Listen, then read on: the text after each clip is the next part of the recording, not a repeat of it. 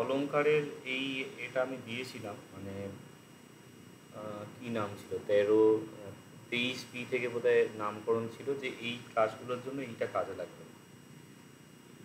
তো এটা পড়ে নেওয়ার পরে 23-এর পরবর্তী 23-24-এর যে ক্লাসগুলো আছে ওগুলো দেখলে মোটামুটি মানে পড়াটা অনেকটা ইজিয়ার হয়ে যাবে। তো অলংকার যে আছে, নর্মালি অলংকার যে শব্দটা, এটা অর্নামেন্ট অর্থে বোঝায়। তো তোমাদের মধ্যে যারা লিটারেচারের লোক আছো, বাংলার হয়তো আছো, ইংরাজির আছো, ইংরাজিতে যে রেটরিক বলে বা বাংলায় অলংকার পড়তে হয়, উপমা, রূপক, ব্যতিরেক, উৎপ্রেক্ষা, অর্থান্তরন্যাস, এরকম বহু অলংকার আছে। তো এটা সেই জিনিস পালিতে পড়তে হচ্ছে। সংস্কৃতের যদি কোনো স্টুডেন্ট থেকে থাকো, সেক্ষেত্রেও সংস্কৃতের কাব্যালঙ্কার, সূত্রবৃত্তি, কাব্যাদর্শ, সাহিত্য দর্পণ ইত্যাদি ইত্যাদি পাঠ্য থাকে। তো পালির ক্ষেত্রে সুবোধালঙ্কার নামে একটি গ্রন্থ থেকে পাঠ্য আছে। ছন্দ যেমন পূর্তদয় থেকে পাঠ্য ছিল, সুবোধালঙ্কার থেকে পাঠ্য হচ্ছে অলঙ্কার, এবং সুবোধালঙ্কার পূর্তদয় দুটিই লিখেছেন সঙ্গরক্ষী। তো আপাতত এখানে অলঙ্কারের একটা জেনারেল পরিচয় আমরা দেখে নেব। তো কোনো নারীর স্বাভাবিক সৌন্দর্য থাকে, আবার অলঙ্কারের দ্বারা তার স্বাভাবিক সৌন্দর্যের সাথে অতিরিক্ত সৌন্দর্য বৃদ্ধি করা হয়। তো এই অর্থে কাব্য সাহিত্যেও কিছু রচনাশৈলী যোগ করলে সাহিত্যের অতিরিক্ত সৌন্দর্য বৃদ্ধি পায়। একটা ন্যাচারাল তার সৌন্দর্য আছে সাহিত্যে, সেখানে এমন কিছু রচনাশৈলী অ্যাড করা হলো যেটা থেকে সেটা আরও বেশি মনোহর লাগছে। এই রচনাশৈলীকেই অলংকার বলা হয়। এবারে কাব্যের অলংকার হচ্ছে বিশেষ রচনাশৈলী, এটা তো বোঝা গেল। এটা দুরকমভাবে হয়, একটা হচ্ছে শব্দের শ্রুতি মাধুর্যের দ্বারা, আর একটা হচ্ছে অর্থের দ্বারা। শ্রুতি মাধুর্য যদি বলা হয়, যেমন বাংলায় সত্যেন্দ্র দত্তর যে আছে, ঝর্ণা বলে একটি কবিতা আছে, তার লাইনটা অনেকটা এই ধরনের, ঝর্ণা ঝর্ণা সুন্দরী বর্ণা, এখানটার লাইনটা বাদ গেছে, তরলিত চন্দ্রিকা চন্দন বর্ণা। যদি এইটাই নেওয়া হয়, ঝর্ণা ঝর্ণা তরলিত চন্দ্রিকা চন্দন বর্ণা, সুন্দরী বর্ণা কথাটা বাদ গেছে। যাই হোক, এটা যদি পড়া হবে, এর মধ্যে একটা ধ্বনি মাধুর্য আছে। পালিতেও এরকম আছে, অঙ্গুলি দল সংশোভিং নকদি দিদি কেশরং শিরসান পিলন্দন্তি কে মুনিন্দ পদম পূজন। তো এই যে এগুলো আছে, এর মধ্যে একখানা সৌন্দর্য প্রকাশ পাচ্ছে। তো এই যে সাউন্ডের যে একটা এইটার দ্বারা একটা অলংকার প্রয়োগ হয়, যেটাকে বলা হয় শব্দালঙ্কার। আর একটা হচ্ছে, এখানে যদি অর্থটাকে দেখা হয়, তো অর্থটার ক্ষেত্রে বলছে যে ঝর্ণা হচ্ছে তরলিত চন্দ্রিকা, মানে চন্দ্রিকা মানে চন্দ্রের আলোক, জ্যোৎস্না। তো জ্যোৎস্নাকে যেন তরল করে দেওয়া হচ্ছে, সেই রকমভাবে ঝর্ণা প্রবাহিত হচ্ছে, এবং ঝর্ণা হচ্ছে চন্দন বর্ণ, চন্দনের মতো তার বর্ণ। তো এর যে একটা অর্থের দিক দিয়ে যে একটা সৌন্দর্য আছে, এইটাকে বলা হয় অর্থালঙ্কার। তো বেসিক্যালি শব্দের যে ধ্বনি মাধুর্য আর একটা হচ্ছে অর্থ, এই দুটো দিয়ে এই যে সৌন্দর্য বৃদ্ধি করা হয় কাব্যে। তো সেই হিসেবে শব্দালঙ্কার এবং অর্থালঙ্কার, বেসিক্যালি অলঙ্কার দুই প্রকারের হয়। শব্দালঙ্কার যে আছে, শব্দালঙ্কার সুবোধালঙ্কার গ্রন্থে আলাদা করে ডেফিনেশন দেয়া নেই, তবে অনুপ্রাস নামে একটি অলঙ্কার আছে, যেটি সুবোধালঙ্কারের তৃতীয় পরিচ্ছেদে 229 এবং 30 নম্বর গাথায় উল্লেখ আছে। বন্যা বুদ্ধির অনুপ্রাস, এরকম শ্লোক আছে। আর যমক নামে একটি অলঙ্কার আছে, এই দুটোই শব্দালঙ্কার, সেইটি প্রথম পরিচ্ছেদে 24 থেকে 30 নম্বর গাথায় আছে। পতিত সদ্যরচিত চিত্তপদ সঞ্চিত যমকং তং মেদিসং তং পদাদি মধ্যন্ত গোচর, মনে পড়ছে না শ্লোকটা। যাই হোক, তো এই দুটি অলঙ্কারের ডেফিনেশন এখানে দেয়া আছে। এছাড়া আরেকটি এখানে উল্লেখ নেই, সেটা হচ্ছে পহেলি, মানে প্রহেলিকা বলে একটা অলঙ্কার আছে, সেটা মেনশন আছে। তিনটি অলঙ্কারের মোটামুটি পরিচয় বা নাম উল্লেখ সুবোধালঙ্কারে দেখা যায়, শব্দালঙ্কার তিনটি। তো এর মধ্য থেকে যমক যেটা আছে, সেটার সিলেবাসে পাঠ্য আছে। অলঙ্কার মোট 4টে অলঙ্কার সিলেবাসে দেওয়া আছে: যমক, রূপক, উপমা, ব্যতিরেক। যমক অলঙ্কার যে আছে সেইটি বেসিক্যালি যে একাধিক পদের মধ্যে সন্ধি হয়ে বিশেষ একটা শব্দের বোধ হলে তাকে যমক বলা হয়। যেমন এক্সাম্পল বলছে যে কুশলা কুশলা শব্দে, এবার এইখানে যে কুশলা কুশলা হচ্ছে এটাকে ভাঙলে অ্যাকচুয়ালি হবে কুশলা প্লাস অকুশলা। কুশল মানে ভালো, অকুশল মানে মন্দ, মানে ভালো এবং মন্দ, কুশল এবং অকুশল সকলে, পালিতে এটা অর্থ হচ্ছে। কিন্তু কুশলা আর অকুশলা সন্ধিবদ্ধ করে দিলে কুশলা কুশলা হয়ে যাচ্ছে। এই কুশলা কুশলা মনে হচ্ছে দুটো একই শব্দ, এই জন্য বলছে প্রতীত, মানে শব্দের প্রতীতি হবে এইরকম যদি সন্ধি সমাস দ্বারা একখানা আকৃতি তৈরি করা হয় সেটাকে যমক। তো এই হচ্ছে যমক অলঙ্কার। যমক অলঙ্কার দুই রকমের হয়, একটা হচ্ছে বিচ্ছিন্ন, একটা হচ্ছে অবিচ্ছিন্ন। তো বিচ্ছিন্ন অবিচ্ছিন্নর ব্যাপার হচ্ছে যে এই যে কুশলা আর কুশলা দুটো যে আকৃতি, যমক মানে তো পেয়ার বোঝায়, এই দুটোর মাঝে কোনো গ্যাপ নেই, মানে সংযুক্ত হয়ে আছে, অবিচ্ছিন্ন। কিন্তু যদি দেখা যায় যে বলা হলো ধর এটা কুশলা চা কুশলা শব্দে, তাহলে এইখানে কুশলা আর কুশলা যে দুটো আকৃতি হলো তার মাঝখানে একটা চ চলে আসছে, সেটা অ্যাকচুয়ালি কুশলা চ অকুশলা এরকম সন্ধি হচ্ছে। কুশলা চা কুশলা শব্দ যদি বলা তাহলে এই একটা কুশলা এই একটা কুশলা মাঝখানে গ্যাপ হয়ে যাচ্ছে, চা চলে আসছে, এটা হচ্ছে বিচ্ছিন্ন। তো এই দুটোকে বলা হয় অব্যাপেত, সংজ্ঞাটা দেয়া নেই, অব্যাপেত, আর এটাকে বলা হয় ব্যাপেত, পালিতে বলা হয়। দুই রকমের যমক আছে, অব্যাপেত যমক কুশলা কুশলা শব্দে একবারে একটানা, আর ব্যাপেত যমক হচ্ছে বিচ্ছিন্ন, কুশলা চা কুশলা শব্দে পেতত রেখা হচ্ছে। এই তারপর বলছে এই যে ব্যাপেত অব্যাপেত মানে অবিচ্ছিন্ন বিচ্ছিন্ন দুরকম যে যমক হচ্ছে সেটা আবার তিনটে করে ভাগ হয়। সেটা হচ্ছে একটা শ্লোকের যে পাদ হয় সেটার পাদের যদি আদিতে থাকে, যেমন এইখানে আমরা পাচ্ছি যে কুশলা কুশলা শব্দে প্রথমে হচ্ছে, এটাকে যদি ঘুরিয়ে আমরা লিখি শব্দে কুশলা কুশলা, কুশলা কুশলাটা শেষে চলে গেল, পাদের শেষে আসছে, তাহলে সেটা হচ্ছে অন্তে। আবার যদি মধ্যে হয় তাহলে হচ্ছে মধ্যে, মানে বলা হয় যে পাদাদি যমক, যে পাদের শুরুতে বসছে, পাদমধ্য যমক মাঝে বসছে আর অন্তে বসছে, সেটা হচ্ছে পাদান্ত যমক। আবার সেটা ব্যাপেত এবং অব্যাপেত ভেবে তার মানে 6 রকম হচ্ছে, মানে ব্যাপেত পাদাদি যমক, ব্যাপেত পাদমধ্য যমক, ব্যাপেত পাদান্ত যমক। আর একটা হচ্ছে অব্যাপেত পাদাদি যমক, অব্যাপেত পাদমধ্য যমক, অব্যাপেত পাদান্ত যমক, 3 রকম, 3 3 6 রকম। এই হচ্ছে যমক, দুই রকমের, মানে মোট 6 রকমের ভাগ হচ্ছে। এরপরে অর্থালঙ্কারের কথা বলা হচ্ছে। অর্থালঙ্কার হচ্ছে অর্থের মাধ্যমে হবে। তো অর্থ মাধ্যমে যেটা হয় সেটা দুই রকমের হয় অর্থালঙ্কার, একটা বলে স্বভাবোক্তি, একটা হচ্ছে বক্তোক্তি। স্বভাব মানে হচ্ছে বস্তুর স্বভাব বা মূল যে স্বরূপ সেটারই প্রকাশ, সেটার উক্তি হচ্ছে স্বভাবোক্তি। তো অ্যাজ ইট ইজ যেটা যেমন আছে সেটা সেইভাবে বলা।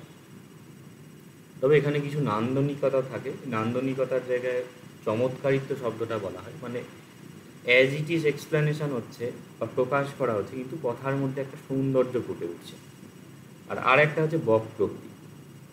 বক্রোক্তি হচ্ছে যে বক্রভাবে বলা, ঘুরিয়ে বলা জিনিসটাকে। যেমন এর আগে যে বলছে যে যে ঝর্ণা যে সুন্দর সেইটিকে ঘুরিয়ে বলছে তরলিত চন্দ্রিকা চন্দন বর্ণা, মানে চন্দনের মতো রং, জ্যোৎস্নার যেমন একেবারে তরল হয়ে গেছে। এই যে বক্রভাবে বলা, ঘুরিয়ে বলা, সেটাই হচ্ছে বক্র।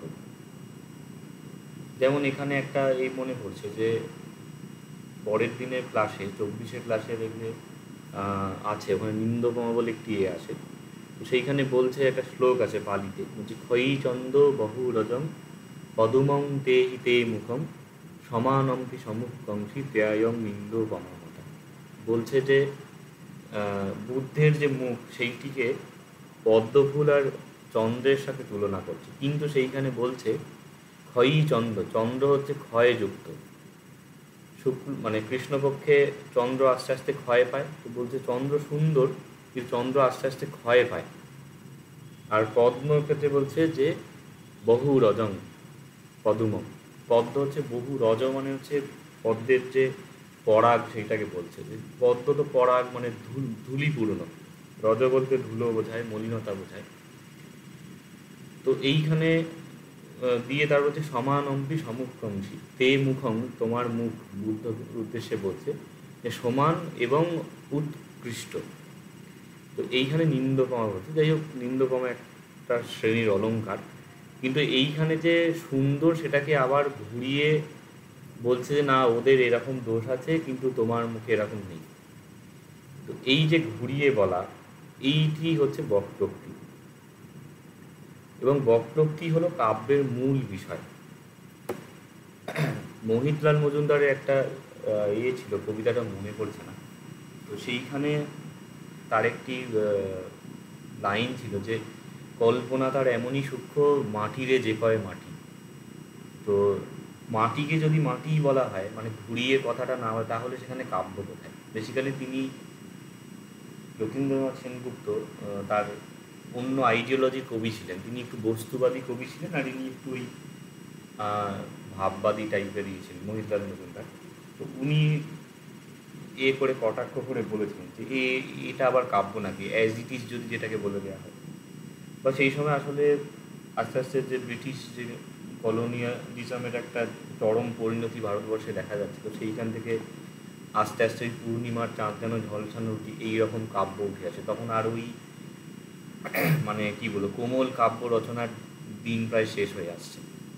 তো যাই হোক, তা সত্ত্বেও এই ঘুরিয়ে বলার মধ্যেই যে সৌন্দর্য লুকিয়ে আছে।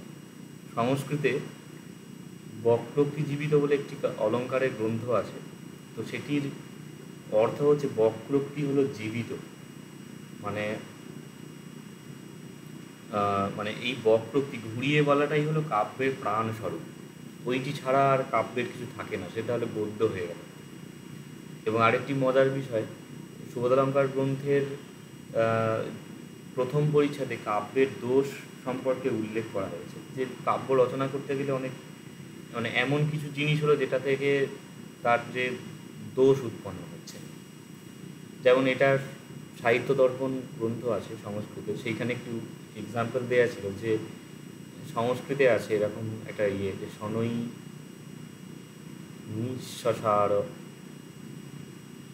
বায়ু, এরকম একটা শ্লোক আছে। এখানে অ্যাকচুয়ালি বায়ু যে শব্দটা আছে, বা প্লাস আয়ু এরকম সন্ধি হয়েছে, মানে যিনি লেখক তিনি লিখেছেন বা প্লাস আয়ু বিসর্গ, কিন্তু এটা যে পড়বে শনৈ মানে ধীরে ধীরে, নিঃশ্বাসারও মানে ত্যাগ করা, বায়ু ধীরে ধীরে বায়ু ত্যাগ করলেন। কিন্তু এইটা তো দোষ হচ্ছে, তাহলে লেখার সময় এমন এমন জায়গায় যেখানে বিকৃত অর্থ হতে পারে সেটা অ্যাভয়েড করে যেতে হবে। এরকম কাব্যের অনেক দোষের কথা উল্লেখ আছে। সুবোধালঙ্কারে মোট 24 রকম কাব্যের দোষের কথা বলা আছে। যাই হোক, তো সেইখানে একটি দোষের কথা উল্লেখ ছিল, সেটা হচ্ছে গ্রাম্যতা।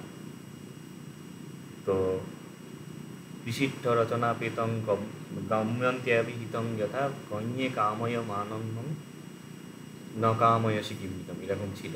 তোমাদের আজকে একটু ভালো করে জ্ঞান দিই, কেননা আমাদের পালির এতে আমি অলঙ্কারের পেপারে সবচেয়ে বেশি পেয়েছিলাম 88, হিউজ নাম্বার। আর্টসে এরকম নাম্বার হয় না। তার কারণ হচ্ছে যে সুবোধালঙ্কারের যে টিকা আছে, দুটো টিকা, মহাস্বামী টিকা আর অভিনব টিকা বলে দুটো টিকা আছে, সেগুলো পড়ে টোড়ে সব নোট ফোট লিখেছিলাম।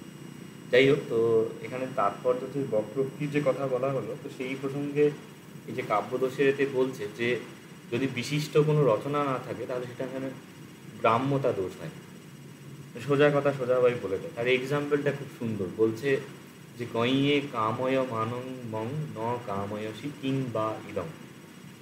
মানে বলছে যে আমি তোমাকে ভালোবাসি হে কন্যে, কিন্তু তুমি আমাকে ভালোবাসো না।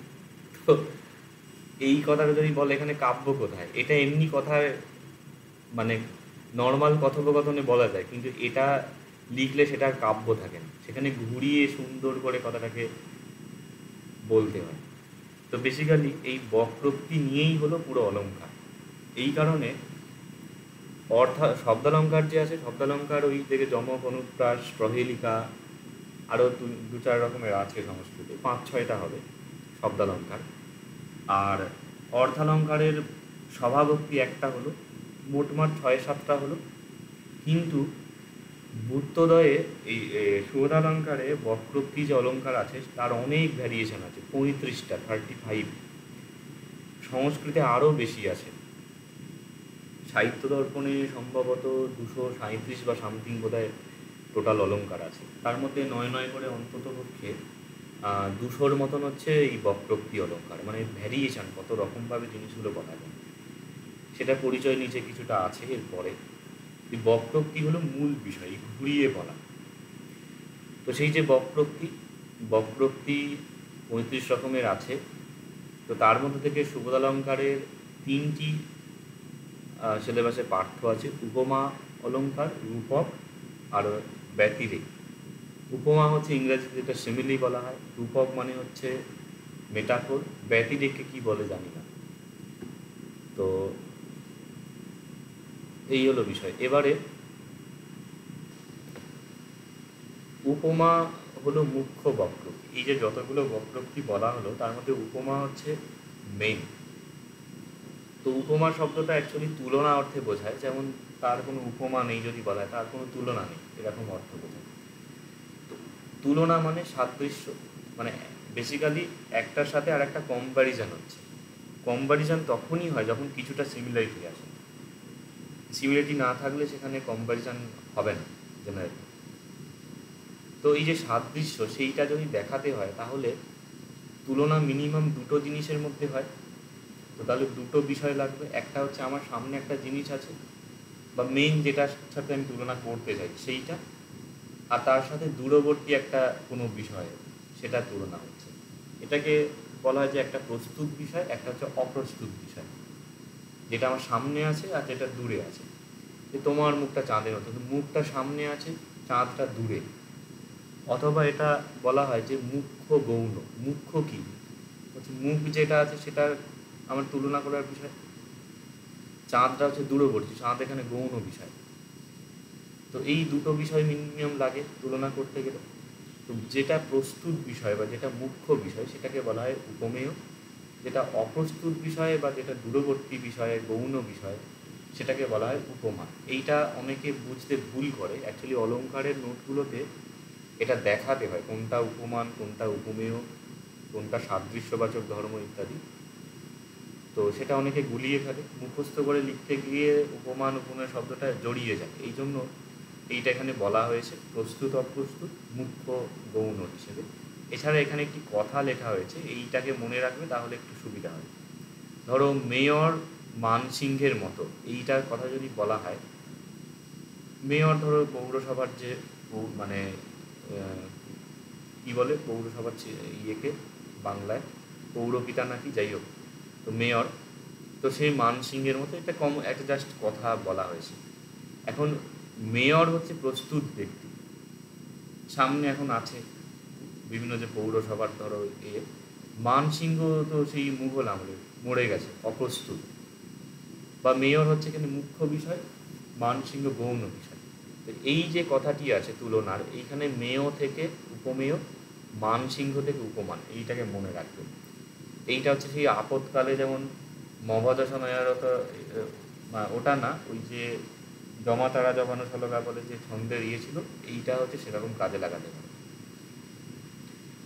তো প্রস্তুত অপ্রস্তুত, মুখ্য গৌণ, উপমেয় এবং উপমান, তো এই দুটো কম্পোনেন্ট উপমাতে লাগছে। অ্যাকচুয়ালি উপমা অলঙ্কারকে ভিত্তি করেই সমস্ত অর্থালঙ্কারগুলো হচ্ছে।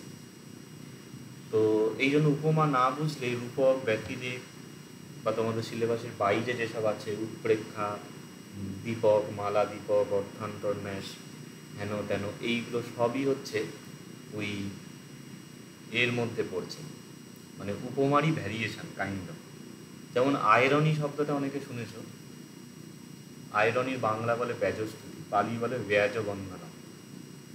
ওটার অর্থ হচ্ছে যখন মানে প্রশংসার ছলে যদি নিন্দা করা হয় বা নিন্দার ছলে যদি প্রশংসা করা হয় তখন তাকে ব্যাজস্তুতি বলে। এর কিছুটা উদাহরণ হয়তো ওই অন্নপূর্ণা ও ঈশ্বরী পাটনি বলে রায় গুণাকর ভারতচন্দ্রের যে অন্নদামঙ্গল ছিল তার একটা জায়গায় ছিল, যেখানে ওই ঈশ্বরী পাটনি মানে যিনি স্বয়ং অন্নপূর্ণা তিনি এই না ভুল বলছে, মানে ইয়ের কাছে এসেছে ওই ঈশ্বরী পাটনি মানে যে ইয়ে মানে নৌকা পারাপার করে, তার কাছে অন্নপূর্ণা স্বয়ং এসেছেন সাধারণ নারীর বেশে। এসে তখন এদের কথোপকথন হচ্ছে, তো যে দেবী অন্নপূর্ণা যে রূপে এসেছেন তিনি মানে কথা বলছেন এমনভাবে যেটা এমনি শুনলে মনে হবে যে তার স্বামীর নিন্দা করছে, স্বামী মানে শিব, আর কিন্তু অ্যাকচুয়ালি সেটার অর্থ বলছে তার প্রশংসা করছে এবং নিন্দার ছলে স্তুতি করছে। যেমন এরকম লাইন ছিল, অতি বড় বৃদ্ধপতি সিদ্ধিতে নিপুণ, কোনো গুণ নাই তার কপালে আগুন। তো এটা এমনি অর্থ দেখলে হবে যে অতি বড় বৃদ্ধপতি মানে বুড়ো, সিদ্ধিতে নিপুণ মানে সিদ্ধি খেয়ে পড়ে থাকে, মানে ইয়ে বোঝাচ্ছে মানে নেশাখোর। কোনো গুণ নাই তার মানে তার কোনো গুণ নেই আর কপালে আগুন, রাগে ভর্তি। কিন্তু এটার যদি মানে তার ভাবার্থ ধরা হয় তাহলে বোঝাচ্ছে যে মানে অতি বড় বৃদ্ধ অর্থে দেবাদিদেব সকলের আদি, এই অর্থে যে তিনি বৃদ্ধ বা অতি বয়স্ক আদি। সিদ্ধিতে নিপুণ তিনি সিদ্ধি দানে নিপুণ, তিনি বর প্রদান করলে সিদ্ধি লাভ। বিশেষত ভারতবর্ষের ট্র্যাডিশনে দেখবে ব্যাকরণ ইত্যাদি শাস্ত্র যে আছে সবই ব্যাকরণ, নাট্যশাস্ত্র, সঙ্গীত এগুলো বলা যে সে শিবের কৃপায় সব লাভ করেছে। যাই হোক তিনি সিদ্ধি প্রদান করেন। আর কোনো গুণ নেই মানে তিনি নির্গুণ, মানে গুণের দ্বারা তাকে তিনি ভালো মন্দ নাকি সেটা গুণের অতীত। অ্যাকচুয়ালি সাংখ্য দর্শনের যে সত্য রজতম বলা হয় 3 গুণ, তার অতীত ত্রিগুণাতীত। আর কপালে আগুন মানে তার তৃতীয় নেত্র যে সে ইয়ে বোঝাচ্ছে বা তার অন্য তাৎপর্য হতে পারে। যাই হোক, মোটের ওপর এইখানে কিন্তু অ্যাকচুয়ালি কম্প্যারিজন হচ্ছে, মানে তার ভালো না মন্দ ইত্যাদি কম্প্যারিজন করছে, এখানে আলটিমেটলি তুলনা মানে উপমাটাই প্রয়োগ হচ্ছে। কিন্তু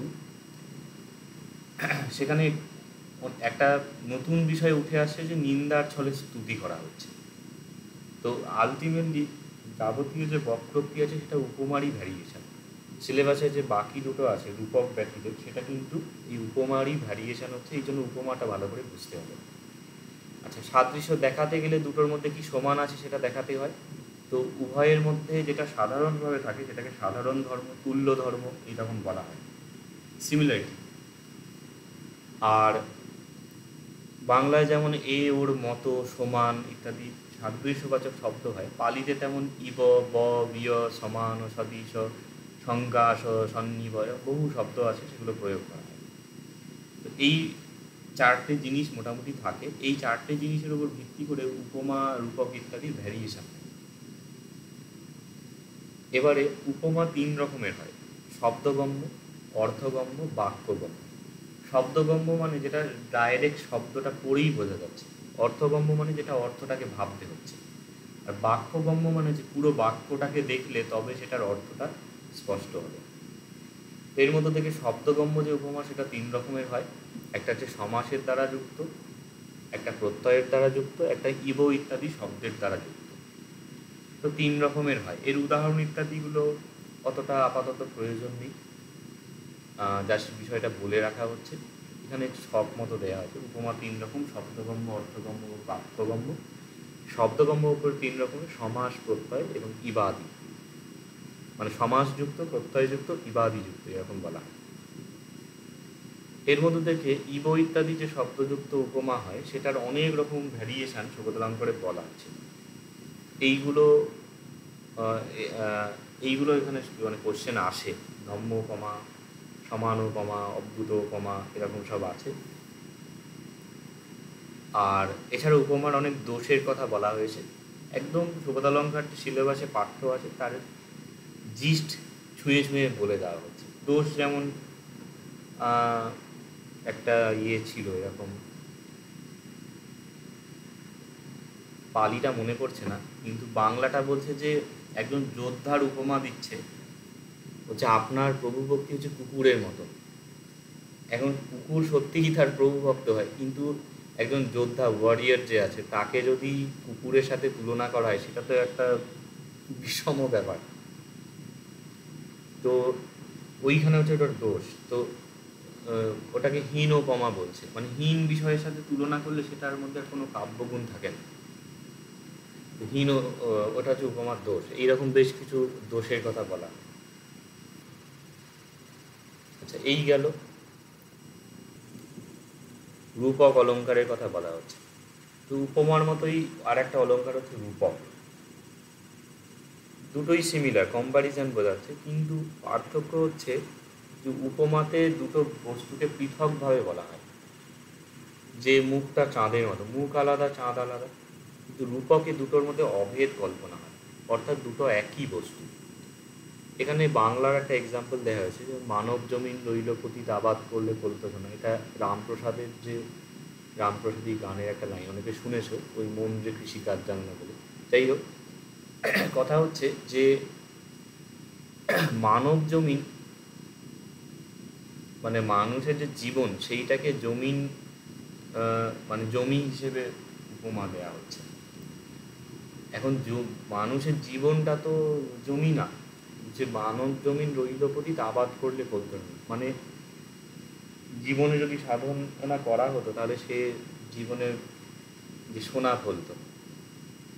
জীবনে সাধনা করাটা ঠিক আছে, কিন্তু জীবনকে তো আবাদ করা যায় না, মানে চাষ করা যায় না।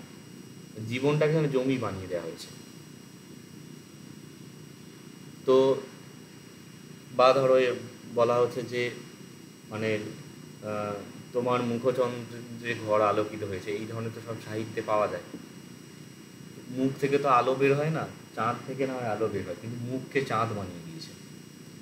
তো এই যে যখন মানে মুখটাই চাঁদ হয়ে গিয়ে আলো দিচ্ছে, এই রকম হচ্ছে, মানে চাঁদের সাথে তুলনা না, মুখটাই চাঁদ হয়ে গেছে। এই রকম অভেদ যখন হয় সেটাকে তখন রূপক বলে। তো এই হলো রূপক। এখন রূপকের দুই রকম ভ্যারিয়েশন হয়, যে যদি মানে দেখা যাচ্ছে যে কয়েকটা টপিকের উপরে রূপক হচ্ছে, মানে একটা না যখন শ্লোক তৈরি হচ্ছে সেখানে দু একটা জিনিসের ওপর রূপক প্রয়োগ হচ্ছে, মানে কম্পারিজন দেয়া হচ্ছে, সবগুলোতে দেয়া হচ্ছে না। আচ্ছা, এখানে চারুটি হয়ে গেছে কথাটা, এটা চারটি হবে। ধরো চারটে জিনিসের মধ্যে দু একটার তুলনা করা হচ্ছে, বাকিগুলো তুলনা করা হচ্ছে না, তখন তাকে বলে একাদেশ বিবর্তন। পালিতে সুবোধালঙ্কার উদাহরণ ছিল যে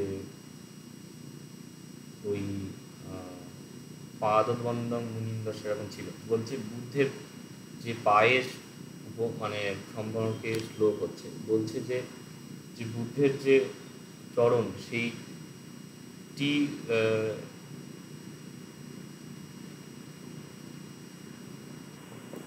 আচ্ছা পালিটা খেয়াল হচ্ছে না, বাংলাতে এরকম ছিল যে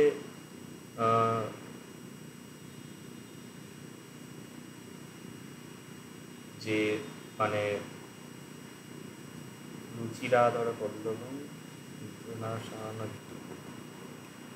বিলাস হাস কুসুম, এরকম সব শ্লোক আছে। রুচিরাধর পল্লবম সুখম কেবা নবিন্দন্তি পশ্যন্তা মুনিনো মুখম। যাই হোক, সরল বাংলায় বলছে যে বুদ্ধের যে মুখ সেটার সম্পর্কে বলা হচ্ছে। বলছে যে বুদ্ধের মুখ দর্শন করে কে না সুখ লাভ করে। এবার মুখের সাথে কোনো কিছু তুলনা নেই, কিন্তু বলছে যে সেই মুখের যে হাস্য সেটা হচ্ছে ফুলের মতন, আর ওষ্ঠগুলো হচ্ছে মানে সেই ফুলের পল্লবের মতন, মানে পাপড়ির মতন। তাহলে এইখানে মুখ যে একখানা মানে মুখটা হচ্ছে ধরো দেশের মতন, আর হাসি বা ওষ্ঠ এগুলো হচ্ছে রাজ্যের মতন। রাজ্য দুটোর হয়তো উপমা দিয়েছে, কিন্তু গোটা মুখটার দিচ্ছে না। তো এই জন্য এটা তাহলে এক দেশে প্রবর্তিত হচ্ছে। এক দেশ মানে একাংশ, একাংশে যখন রূপক প্রয়োগ হচ্ছে সেটা এক দেশ বিবর্তী বলছে। আর তার রিভার্সে যদি সমস্ত বিষয়গুলোতেই উপমা দেয়া হয়, যেমন আরেকটি সৌদালঙ্কারের উদাহরণ আছে যে ওই অঙ্গুলিদলা সংশোধনী ইত্যাদি, সেটা হচ্ছে বুদ্ধের যে চরণের উপমা দেওয়া হচ্ছে।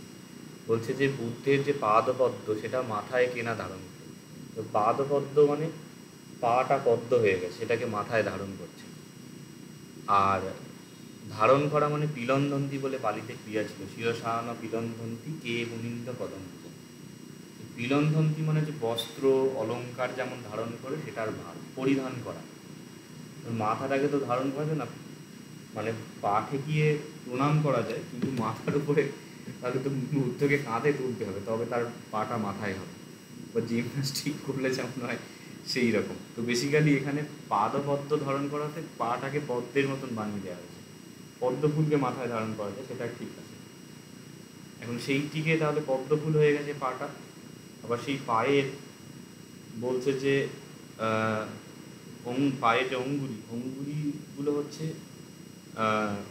পাপড়ি, অঙ্গুলি তথা সংশোভিং, এরকম শ্লোক আছে। আর নখ থেকে যে জ্যোতি বের হচ্ছে সেইটা হচ্ছে কেশর পদ্মের। তো নখ দিদি কেশর, দিদি মানে হচ্ছে আলো, জ্যোতি। তো বলছে যে তো এইখানে তাহলে পুরোটার উপমা হচ্ছে, মানে আঙুলেরও উপমা দেয়া হলো, মানে রূপক হলো, ওদিকে এর নখজ্যোতিরও উপমা হলো, আবার পা মানে গোটা পাটাকেও পদ্ম বলা হচ্ছে। তো সবগুলোতে হচ্ছে বলে এটাকে বলছে অশেষ বস্তু বিষয়, মানে যেখানে অশেষ অর্থাৎ সমস্ত বিষয়গুলোতে যখন রূপকের বিষয় হচ্ছে তখন সেটাকে বলছে অশেষ বস্তু বিষয়। তো এইরকম রূপক দুটো, বেসিক্যালি সরল কথায় যখন পার্শিয়ালি রূপক প্রয়োগ হচ্ছে আর হচ্ছে সবগুলোকে রূপক প্রয়োগ হচ্ছে, এইটা। তো এইটা রূপকের দুটো ভেদ হচ্ছে। এবং সেখানে বলছে যে এই যে রূপক যেটা হচ্ছে সেটা যদি সমাসের দ্বারা হয় তাহলে সেটা বলছে সমাস রূপক। যেমন অঙ্গুলি দল সংশোভিং একটা সমাসবদ্ধ পদ, কিন্তু আর একটা জায়গায় বলছে যে রতনানি গুণা ভূরি করুণা শীতলং, এরকম। তাই হোক, বলছে গুণ, বুদ্ধের যে গুণ সেগুলো হচ্ছে রত্ন। তারপর বলছে বুদ্ধের যে করুণা কম্প্যাশন সেটা হচ্ছে শীতল জল। আর বুদ্ধ স্বয়ং হচ্ছে অম্বুলি, সাগর। সাগর যেমন বিশাল তিনিও সেরকম বিশাল। সাগরে যেমন রত্ন আছে তার মধ্যেও এরকম গুণরূপ রত্ন আছে। সাগরের যেমন শীতল জল আছে তার মধ্যেও করুণা আছে, কিন্তু সব রূপকে বদ্ধ হয়ে গেছে। এইখানে সমাস হচ্ছে, রতনানি আলাদা শব্দ, গুণা আলাদা শব্দ, করুণা আলাদা শব্দ, শীতল জল আলাদা শব্দ। তো সমাস মানে এক হয়ে যাচ্ছে, একই শব্দ। সমাসের দ্বারা রূপক হলে সমাস রূপক, সমাসের দ্বারা না হলে অসমাস রূপক। আর যদি দেখা যায় মিক্সচার হচ্ছে, কোথাও সমাস হচ্ছে কোথাও সমাস হচ্ছে না, তখন মিশ্র রূপক হয়। এইখানে রূপকের মানে মেইন দুটো ভাগ হচ্ছে, একটা হচ্ছে অশেষ বস্তু বিষয় আর একটা হচ্ছে একদেশ বিবর্তী। আবার সেইগুলো প্রত্যেকটা তিনটে করে ভাগ হচ্ছে, যে সমাস রূপক, অসমাস রূপক, মিশ্র রূপক। মানে অশেষ বস্তু বিষয়ে সমাস, অশেষ বস্তু বিষয়ে সেখানটায় এই ছকটা দেখলে পরিষ্কার হবে। অশেষ বস্তু বিষয়ে সমাস, অশেষ বস্তু বিষয়ে অসমাস, অশেষ বস্তু বিষয় মিশ্র রূপক। আবার একদেশ বিবর্তী সমাস রূপক, একদেশ বিবর্তী অসমাস রূপক, একদেশ বিবর্তী মিশ্র রূপক। এই যে জিনিসটি বলা হলো এটা কিন্তু বাংলায় কোনো বইতে নেই, এটা একমাত্র যে টিকা থেকে পড়লে এটা জানা যাবে। সৌদালঙ্কারের যে অনুবাদ আছে সেটাও স্পষ্ট নয়, পালি অলঙ্কার, পালি ছন্দ অলঙ্কার বলে সুকমল বড়ুয়ার একটা বই আছে সেখানেও নেই, এবং পালি অলঙ্কার বলে বিনয়েন্দ্রনাথ চৌধুরীর একটি বই আছে সেখানেও কিন্তু এই রূপকের যে 6 রকমের ভাগ হচ্ছে, অশেষবত্তু বিষয় মেঘ বিপত্তি চ কং পুনর্দ্বেধাপচ্ছে কং সমাসাদি বসাদিনা, এইটা ঠিক করে অনুবাদ করে এক্সপ্লেন করতেই পারি। তো এইরকমভাবে 6 রকম হচ্ছে। আমার বোধ হয় যেটা 88 পেয়েছিলাম তাতে রূপকের নোটটা লিখেছিলাম, তো উদাহরণ সহ এক্সপ্লেন করে ইত্যাদি। যাই হোক, এই হচ্ছে রূপক। এরপর হচ্ছে ব্যতিরেক। ব্যতিরেক হচ্ছে উপমার একটা ভ্যারিয়েশন। তো ব্যতিরেকের বিষয় হচ্ছে ব্যতিরেকের ক্ষেত্রে একটা পার্থক্য দেখানো হয়। রূপকের হচ্ছে দুটো সিমিলারিটি হচ্ছে, মানে দুটো এক হয়ে গেছে, আর এখানে যে দুটো আলাদা কেন হচ্ছে পার্থক্যটাকে উল্লেখ করে। তো ব্যতিরেক দু রকমের হয়, একটা হচ্ছে স্পষ্টবদ্ধ, আর আরেকটা হচ্ছে যে অর্থের দ্বারা মানে বোধগম্য হয় সেই রকম, মানে একটা হচ্ছে ডাইরেক্ট দেখে বুঝতে পারা যাচ্ছে, আর একটা হচ্ছে বুঝতে পারা যাচ্ছে না কিন্তু বুঝে নিতে হবে, এই ধরনের। তো এইটাকে যদি বাচ্য এবং গম্য এই দুই ধরনের বলা হয়। বাচ্য মানে যেটা স্পষ্ট একদম বলে দিচ্ছে কোথায় ডিফারেন্সিয়েশন আছে। এর যদি এক্সাম্পল দেওয়া হয়, যেমন একটা জায়গায় বলছে যে সাগর হচ্ছে বুদ্ধের সমান, কিন্তু সাগর হচ্ছে মানে কালো রঙের, পালিটা বলছে সাগর ও অঞ্জন সংকাশ, অঞ্জন মানে কাজল বোঝায়, সাগর হচ্ছে কালো বা মলিন, আর জিন হচ্ছে মানে বুদ্ধ হচ্ছে চামি করত, যদি মানে বুদ্ধের গাত্রবর্ণের সোনার মতো। তাহলে এইখানে বলছে যে স্পষ্ট বলে দিচ্ছে ডিফারেন্সিয়েশনটা কোথায়, কিন্তু গম্য ব্যতিরেকের যে আছে এখানে দেখতে হবে একটুখানি।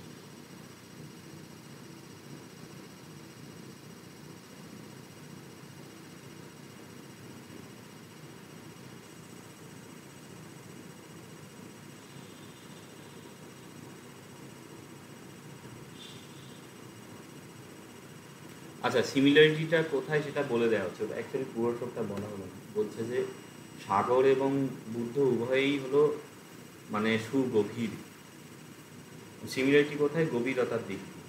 কিন্তু সাগর হচ্ছে কালো আর বুদ্ধ হচ্ছেন সোনার মতো। তাহলে এইখানে যে দুটোর যে সিমিলারিটি গভীরতা সেটা শ্লোকে উল্লেখ করছে, গম্ভীরত্ব মগাদত্ত কচ্চক্ষ এবং বিনম্বরী। কিন্তু আরেক জায়গায় একটা যেমন উদাহরণ আছে, বলছে যে যে মৃগ যে মানে হরিণের যে চোখ, মৃগচক্ষু, সেইটি বুদ্ধের মানে মতন নয়, মানে বুদ্ধের যে চোখ মুখের মতন নয়। কেন বলছে যে বুদ্ধের চক্ষু হচ্ছে সন্তাপ হরণকারী, মানে তার চক্ষু দর্শন করলে, তার ভক্তরা লিখেছে যে তার চক্ষু দর্শন করলে যে মনের কষ্ট দূর হয়, কিন্তু মৃগলোচন হরিণের চোখ থেকে সেটা হয় না, একটু হয়তো ফ্যাসিনেশন হতে পারে। এই এইখানে বলছে যে মানে মেন যে শ্লোক আছে সেইখানে কিন্তু ওই সৌন্দর্যের কথাটা উল্লেখ করে, বলছে এইটা এর মতন নয়, এইটা দেখে এরকম হয় না, কিন্তু এইটা বা এটার সাথে যে সৌন্দর্যের তুলনা হচ্ছে সেই কথাটা এখানে বলছে, এই জন্য গম্য ব্যতিরেক বলা হচ্ছে। আর এইটা দু রকমের হয়, দু রকমের বলছে যে যদি উপমান এবং উপমেয় দুটোরই তুলনা, দুটোরই ক্যারেক্টারিস্টিক বলা হয় তাহলে হচ্ছে উভয়, আর যদি একটার হয় তাহলে এক। যাই হোক, এটার ডিটেলসে যাচ্ছি না, জাস্ট টপিকগুলো একটু ছুঁয়ে যাওয়ার জন্য যে কী কী ভ্যারিয়েশন হয় সেটার জন্য। যে বাচ্যগম্য উভয় এবং এক, মানে উভয়ের কম্প্যারিজন হলে উভয়ের, একজনের হলে একজনের, এইরকমভাবে ব্যতিরেক চার রকমের হচ্ছে। তো ওভারঅল মোটামুটি এটা হলো।